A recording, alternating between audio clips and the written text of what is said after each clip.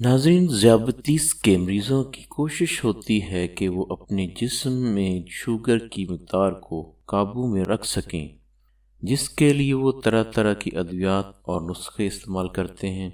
बाज़ औक़ात ज़ियादतीस के मरीज़ को अपने जिस्म के लिए मुनासिब ग़िज़ाई निज़ाम को जानने में कई माह तक लग जाते हैं, जिसके सेहत पर भयानक नताइज मुरतब हो सकते हैं।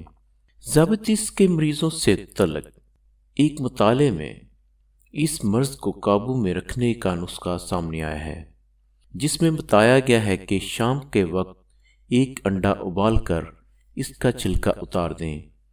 इसके बाद अंडे को एक बर्तन में रखकर इसमें सेब का इतना सिरका डालें कि अंडा इसमें मुकम्मल डूब जाए।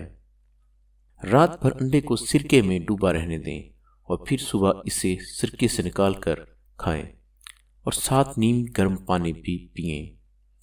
इस अमल को खून में शक्कर की मकदार को काबू में लाने तक रोजाना दोहराते रहें। तबी माहिरीन के मुताबिक इंसानी जिस्म को प्रोटीन की एक ख़ास मकदार की ज़रूरत होती है और अंडे में प्रोटीन की वो मकदार मौजूद होती है। इसके अलावा अंडे में अच्छी चिकनाई भी मौजूद होती है, जो दिल को सेहतमंद रखने में मददगार साबित होती है।